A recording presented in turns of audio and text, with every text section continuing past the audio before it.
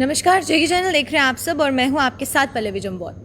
जम्मू कश्मीर के लिए नई कोरोना गाइडलाइंस को सरकार द्वारा जारी किया गया है और वहीं पर गाइडलाइंस की अगर बात करते हैं तो क्या कुछ बदलाव इस बार कोरोना गाइडलाइंस में देखने को मिल रहे हैं वो मैं आपको बता दूं कि पहले हम बात करेंगे इंडोर और आउटडोर गैदरिंग्स को लेकर। तो इंडोर और आउटडोर गैदरिंग्स को लेकर जो नई रिस्ट्रिक्शंस आई हैं और नए प्रोटोकॉल्स आए हैं उसके बारे में जानते हैं। जितने भी लोग, चाहे वो इंडोर गैदरिंग्स की बात करें या फिर आउटडोर गैदरिंग्स की बात करें, तो स्ट्रिक्टली अब उसको 25 लोगों तक सीमित कर लिया गया है। यानी कि अगर आप इंडोर भी कोई गैदरिंग कर रहे हैं या फिर आउटडोर भी कोई गैदरिंग कर रहे हैं तो जो लोग आप इन्वाइट कर सकते हैं वो सिर्फ 25 ही होने चाहिए, 25 से ज़्यादा नहीं होने चाहिए। उसके बाद बैंक्वेट हॉल्स में, जहाँ पर किसी भी डिस्ट्रिक्ट में अगर कोई बैंक्वेट हॉल है जहाँ का पॉजिटिविटी रेट जो है वो बिलो 0.2% है, यानी कि अगर वीकली केसेस उस डिस्ट्रिक्ट में 250 से कम आ रहे हैं तो वहाँ पर जो गैदरिंग है वो परमिट कर दी गई है 25% तक की। और उसी के साथ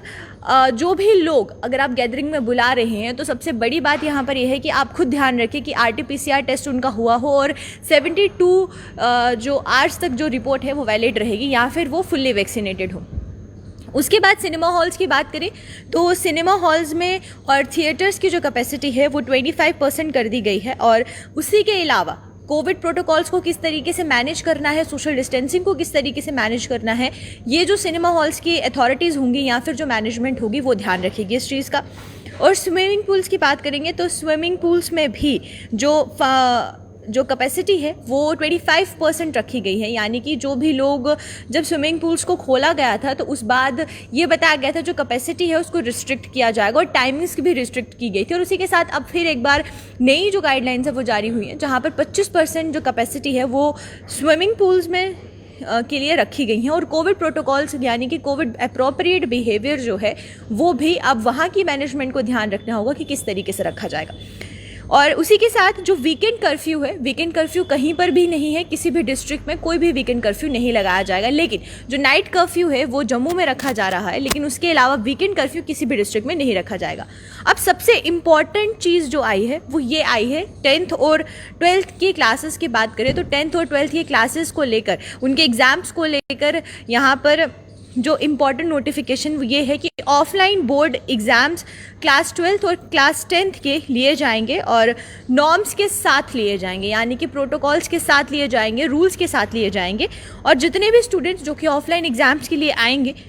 वहाँ पर वेन्यू पे उनको पहले कॉन्सेंट ज़रूरी है अपने साथ लाना एग्जामिनेशन हॉल में, जहाँ पर उनके पेरेंट्स उनको अलाउ करेंगे एग्ज़ाम्स के लिए। उसके बाद जो दूसरी चीज़ है वो ये है कि एग्जामिनेशन हॉल में जब भी कोई भी जहाँ पर एग्ज़ाम्स रखे जा रहे हैं वहाँ पर सैनिटाइजेशन करना, फर्नीचर की यानी कि डेस्क की सैनिटाइजेशन करना, उसके अलावा टॉयलेट्स की सैनिटाइजेशन करना, ये एग्जामिनेशन हॉल अथॉरिटी की ही रिस्पॉन्सिबिलिटी रहेगी।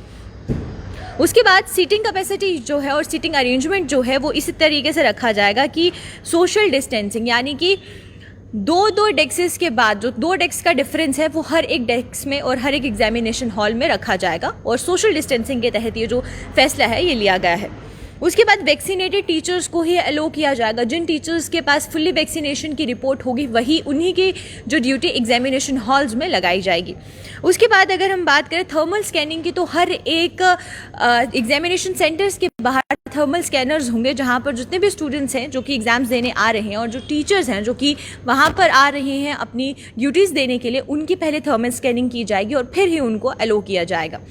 उसी के साथ जितने भी स्टूडेंट्स जो एग्जामिनेशन के लिए आ रहे हैं उनके लिए ये ज़रूरी है कि वो अरेंजमेंट्स का ध्यान रखें और इस तरीके से जो कंसर्निंग इंस्टीट्यूट्स हैं, यानी कि जिस भी स्कूल से वो आ रहे हैं, ये उनकी रिस्पॉन्सिबिलिटीज़ भी बनती हैं कि अगर आपके बच्चे किसी भी एग्जामिनेशन हॉल में पेपर देने जा रहे हैं तो वहाँ पर किस तरीके से फैसिलिटीज़ उनको दी जा रही है, उनकी सेफ्टी किस तरीके से की जा रही है, ये उनके इंस्टीट्यूट्स का भी ध्यान रखने की ज़रूरत है। और उसी के साथ सेपरेट फैसिलिटीज़ उन बच्चों को दी जाएंगी, यानी कि जो बच्चे जिनको बुखार है या फिर खांसी है या फिर कोल्ड या फ्लू के कोई भी सिम्टम है, उन बच्चों को अलग से फैसिलिटी दी जाएगी एग्ज़ाम्स देने के लिए। उनको जो है इस तरीके के